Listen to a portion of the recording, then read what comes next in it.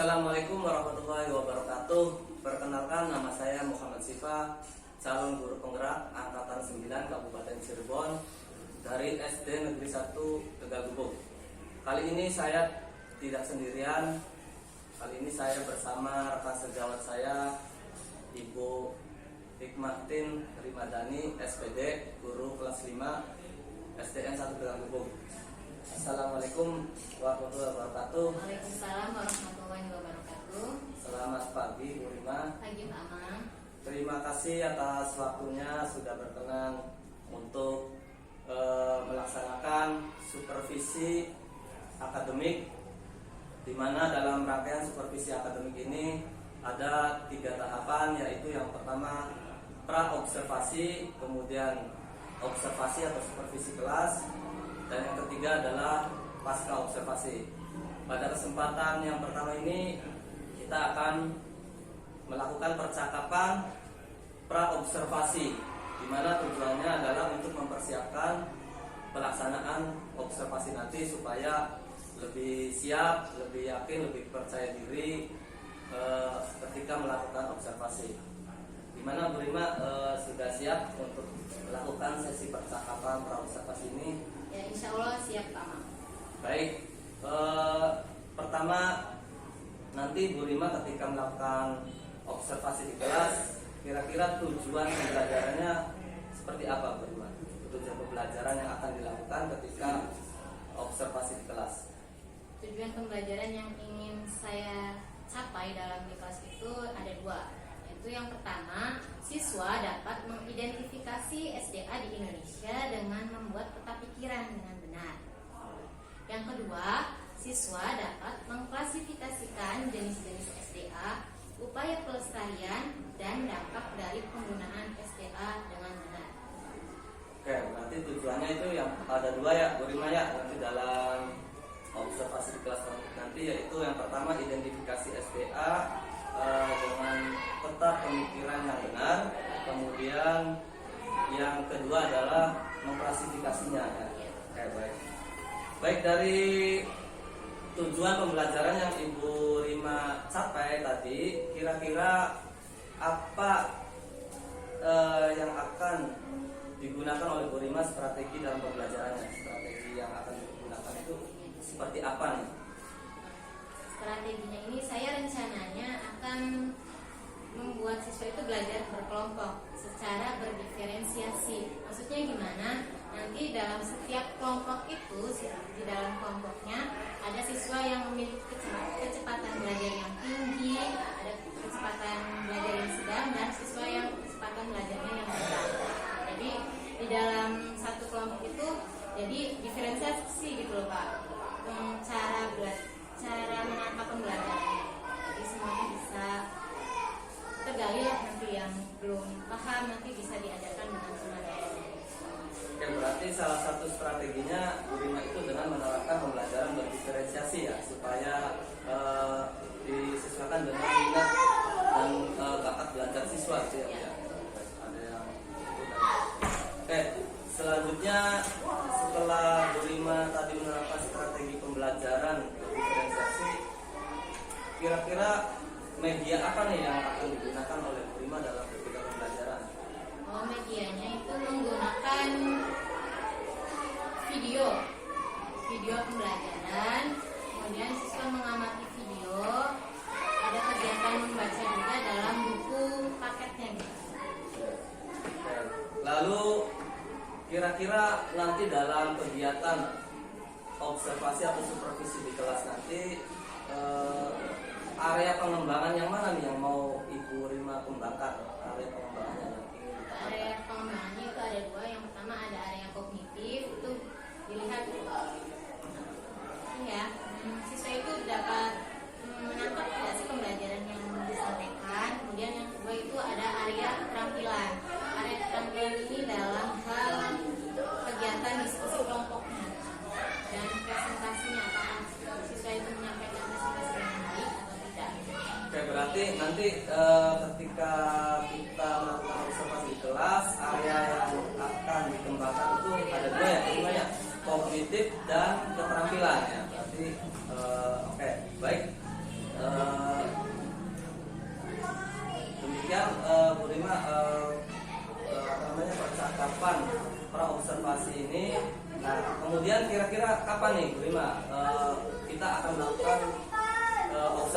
kelas nih, siapan Bu Rima?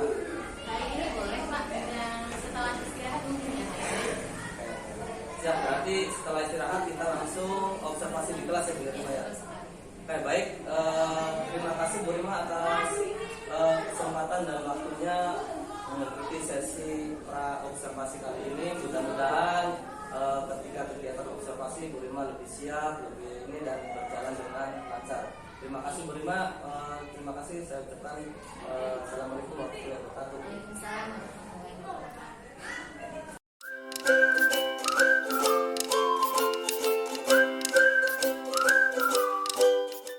Warahmatullahi wabarakatuh.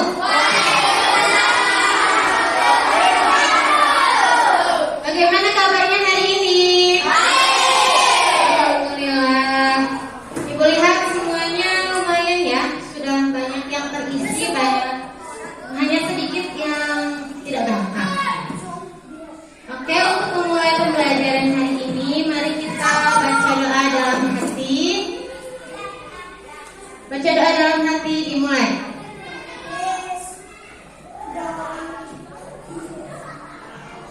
Selesai.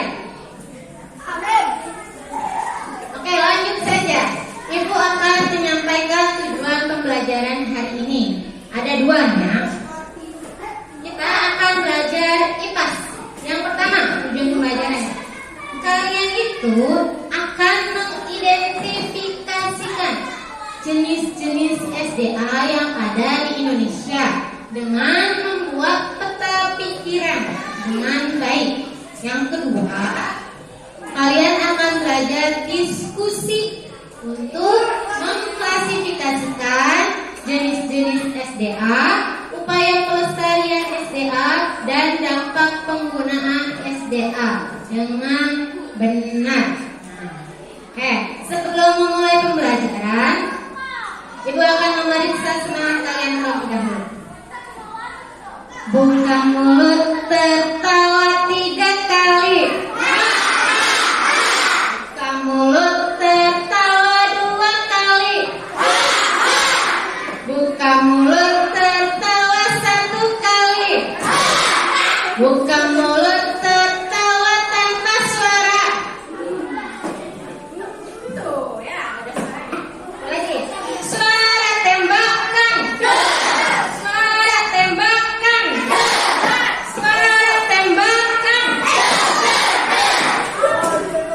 Oke, sudah semangat semuanya. Ibu akan tanya. Sebelum masuk pembelajaran, Ibu tanya dulu nih. Ada yang tahu tidak SDA itu apa? Sumber daya alam. Oke ya. Sekarang duduknya sudah berkelompok. Kalian sudah tahu informasi awal SDA itu apa? Ibu akan membagi. Sebelumnya sudah ada buku paket IPAS di setiap kelompoknya. Silakan buka di halaman 180. Dibaca mengenai jenis sumber daya alam. Dari sini ya, jenis sumber daya alam sampai ke salah satu cara untuk menjaga SDA ini. Silakan dibaca dulu, dipahami isinya, ya.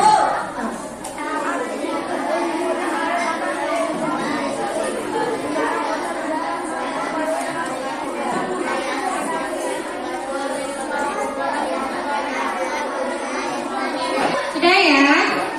Nah, dari hasil tadi yang kalian baca, Ibu ingin tahu apakah kalian paham atau belum mengenai isi bacaannya dengan cara mengerjakan LKPD ini. LKPD itu apa sih? LKPD itu lembar kerja peserta didik. Dilakukan secara berkelompok. Ibu bacakan dulu nih ya.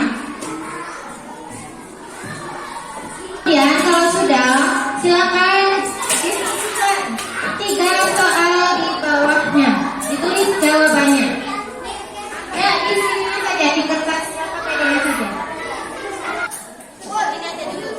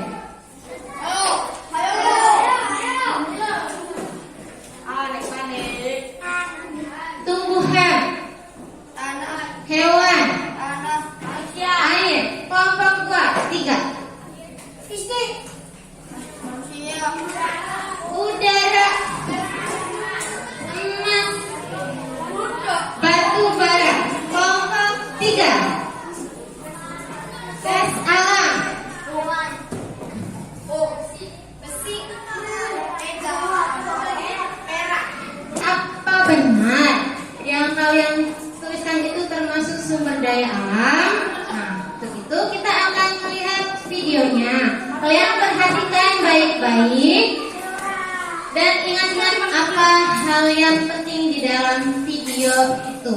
Oke? Sudah paham? Konsentrasi.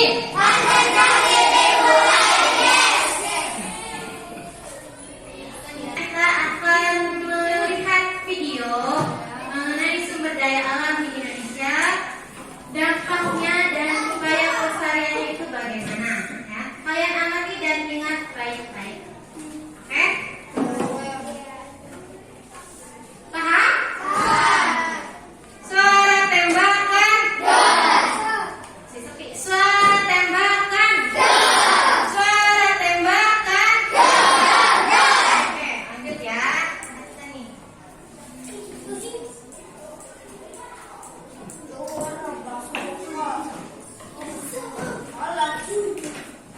Assalamualaikum warahmatullahi wabarakatuh.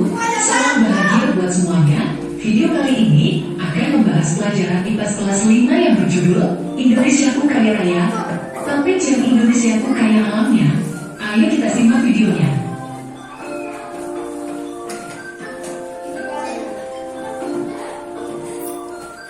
Indonesia merupakan negara yang kaya akan sumber daya alamnya. Lalu, apakah sumber daya alam itu? Kalian sudah menyaksikan video mengenai jenis-jenis sumber daya alam, dampak penggunaan sumber daya alam, dan upaya pelestarian sumber daya alam. Silakan kalian kerjakan untuk membuat kantong Doraemon mengenai sumber daya alam. Letakkan di mana sih yang SDA yang bisa diperbarui, SDA yang tidak dapat diperbarui, dampak penggunaan SDA, dan upaya pelestarian SDA.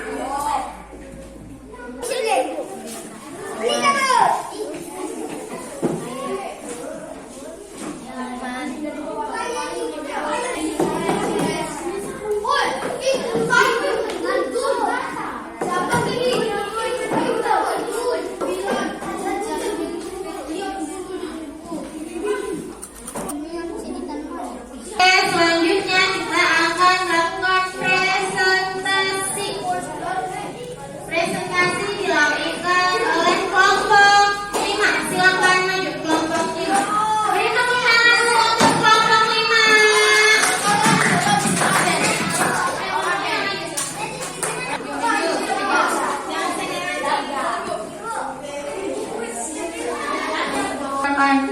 Kami dari kelompok 5.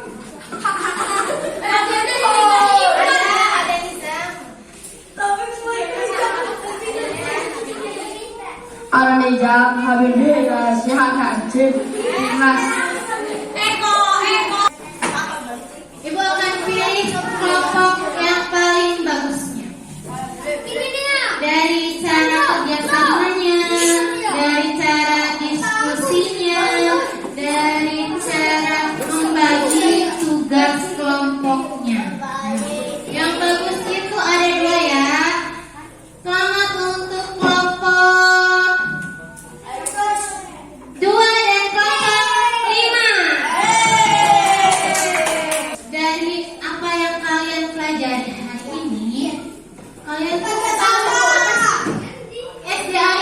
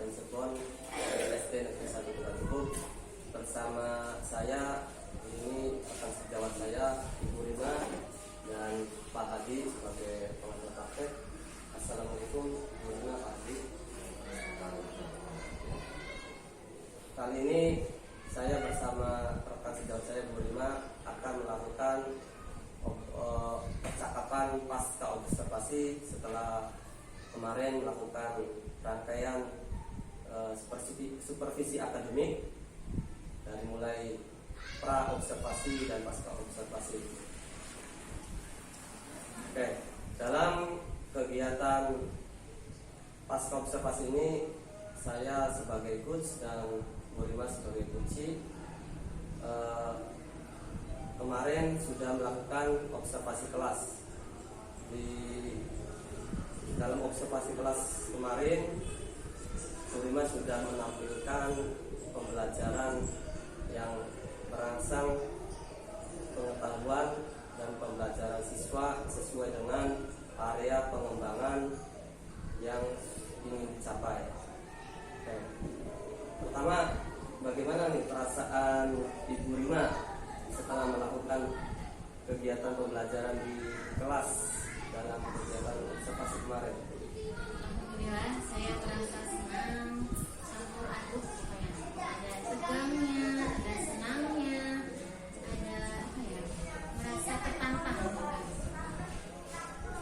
Oke, berarti perasaannya campur aduk ya Bu ya? Iya.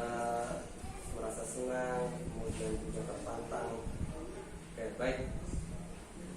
Dari hasil pengamatan saya waktu observasi, Bu Rima memang sudah cukup bagus sekali lah dalam melakukan observasi di kelas sesuai dengan area pengembangan yang ingin dicapai. Nah, kira-kira menurut Ibu Rima sendiri bagaimana kegiatan pembelajaran di kelas tadi? Apakah sudah tercapai sepenuhnya? Bagaimana? Saya itu akhir program itu sudah bagus. Anak-anak sudah paham mengenai identifikasi jenis-jenis SDA dan mengklasifikasikan jenis-jenis SDA, dampak serta upayanya. Namun pada aspek keterampilan, apalagi ketika siswa itu melakukan presentasi di depan kelas, di situ masih banyak siswa yang merasa malu-malu, kurang percaya diri. Jadi presentasi itu kurang maksimal. Tidak kepercayaan diri siswa itu tidak ternilai dengan baik. Cara berbicaranya masih kurang, terus sikapnya jadi masih begitu tunduk-tunduk. Oke, berarti dari area pengembangan yang ingin dicapai itu yang sudah bagus itu berarti hanya di area kognitif ya Bu ya. Untuk yang keterampilannya anak masih belum maksimal gitu. Oke. Kira-kira yang menjadi kendala atau hambatan terutama dalam hal kompetensi keterampilan itu kira-kira gimana Bu hambatannya? Tantangannya mungkin dalam pembagian tugas di dalam kelompoknya, karena ada di dalam itu kan ada yang tinggi kemampuannya, ada yang tinggi, ada yang sedang, ada yang rendah. Nah, yang kemampuan tinggi ini ada yang ingin mendominasi, yang kurangnya ya diem. Nah, mungkin itu kendalanya di situ. Baik, jadi kendalanya itu mungkin karena ada jarak antara kemampuan yang tinggi dan juga yang tidak. Nah, dari tantangan atau hambatan atau kendala yang ada tadi, kira-kira strategi Bu Rima ke depannya seperti apa nih untuk bisa mengoptimalkan atau memaksimalkan kemampuan siswa, terutama misalkan dalam hal pembagian kelompok dan sebagainya. Untuk pembagian kelompok menurut saya itu kan sudah bagus ya, ada yang kemampuan tinggi, sedang dan rendah. Namun dituliskan mungkin di dalam LKPD-nya ada pembagian tugas ini. Misalnya si A berapa persen, harus minimal gitu 25% dalam setiap orangnya. Jadi ada apa ya? Apa sih namanya tuh, dalam kerja kelompok juga semuanya bekerja.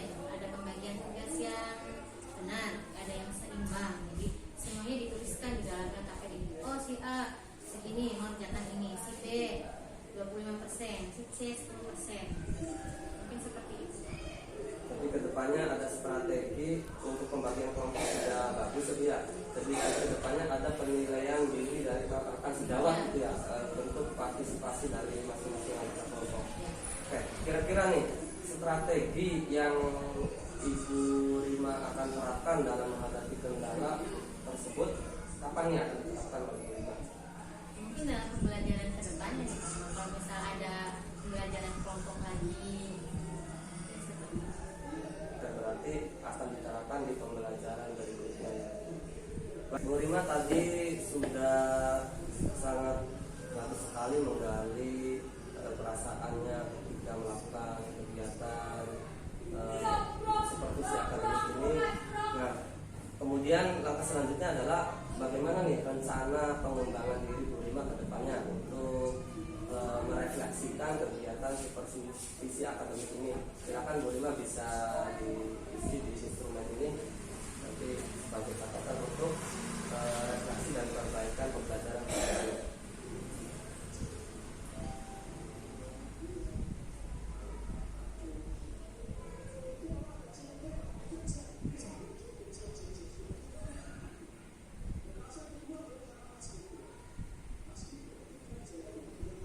Baik Bu Rima, terima kasih nih sudah mengisi catatan-catatan dalam rencana pengembangan diri ke depan. Mudah-mudahan dari catatan pengembangan diri ini menjadi sebagai dasar untuk perbaikan kegiatan pembelajaran ke depannya. Nah, sekarang pertanyaan terakhir Bu Rima, apa yang Ibu Rima rasakan setelah mengikuti kegiatan supervisi akademik mulai dari pra observasi, kemudian kemarin diobservasi di kelas, dan sekarang kita melakukan percakapan pasca observasi. Bagaimana perasaan Ibu Rima dari kegiatan supervisi akademik ini? Perasaan saya itu senang sih Pak, diajak oleh Pak Amang untuk melakukan supervisi ini. Jadi pas pra observasi, jadi saya kan sudah dikasih itu ya sama Pak Amang area pengembangannya apa, jadi saya sudah menyiapkan pengembangan yang harus saya kembangkan ini, materinya ini, tujuannya ini, jadi saya sudah menyiapkannya itu sebelum melakukan observasi, jadi kan sudah terus pas melakukan observasi saya berusaha untuk melakukan pembelajaran sesuai yang sudah saya rencanakan, karena kan sudah tertuang di modul ajarnya. Kemudian sekarang pasca observasi, jadi saya tuh bisa menilai cara mengajar saya sudah baik atau belum. Terus diberikan solusi oleh Pak Aman mengenai itu, melakukan penilaian diri teman sejawat. Oke, baik, sangat bagus sekali ya respon dari kegiatan supervisi akademik ini. Baik Bu Rima, itu saja percakapan pasca observasi kita. Terima kasih atas waktunya Bu Rima sudah bersedia untuk mengikuti rangkaian kegiatan supervisi akademik ini. Saya cukupkan. Terima kasih. Wassalamualaikum warahmatullahi wabarakatuh.